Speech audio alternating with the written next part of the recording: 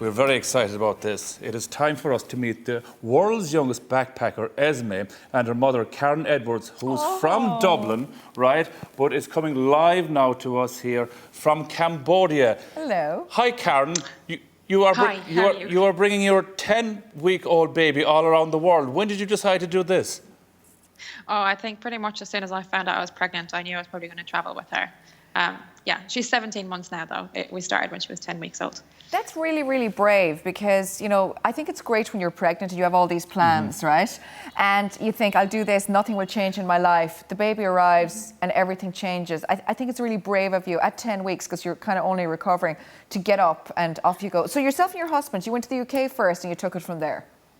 Well, actually, we live in the UK, and actually we came to Ireland for 2 weeks when she was 10 weeks old to travel with my parents, actually. And from there we came back to the UK. She had some immunisations, and then we went on our travels to Singapore, New Zealand, and the rest of the countries we went to. It's a very interesting way to spend your maternity leave. But you are a nurse, so were you worried at all about getting sick or anything? Or the baby getting sick or yourself getting sick? I wasn't really that worried about it because I have full faith in breastfeeding. I really there's no actual evidence to show that you pass on travel vaccinations through the breast milk, but I had full faith that it would probably protect her while we were away. So I wasn't too concerned, and I brought lots of over-the-counter medicines and things. And being a nurse, I kind of probably felt comfortable in case she got sick to be able to manage anything.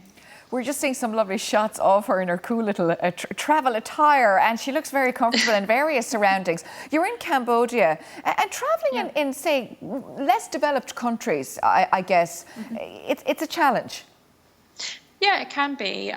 You know, like tonight we went out for dinner and there was no high chair, so she kind of was crawling all over my lap, and this is not the most comfortable way to have dinner, but I mean, we got by and it was fine. So you just have to improvise sometimes, you know. And as well, we came to this hotel and they didn't have a proper cot for her age, so we've just, again, improvised, but it's fine. She's comfortable and she's happy and she's safe, so it's all good. Karen, we all said that it was an amazing idea. Love to go around the world with a new baby, but oh my God, I didn't know if I could do it. I don't think I'd do it though either, to be honest. No, definitely. Yeah.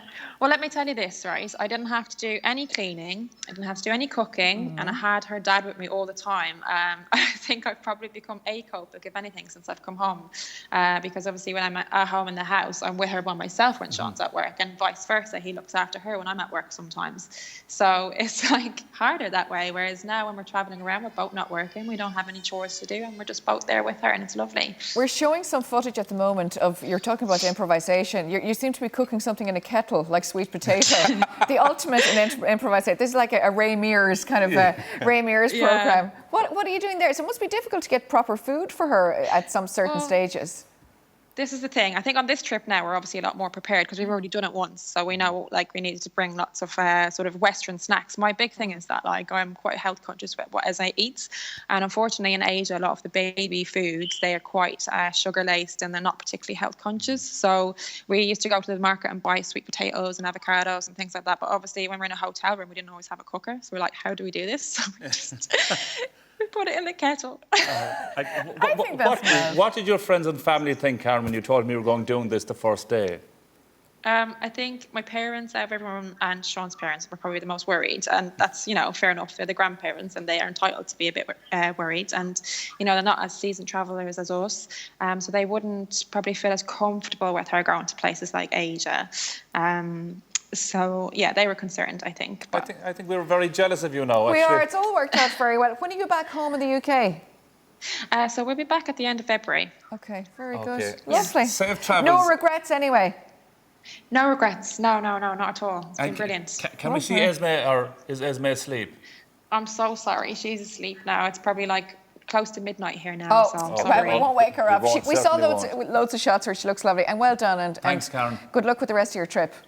Thanks so much. And safe home. All right, bye. Okay, bye.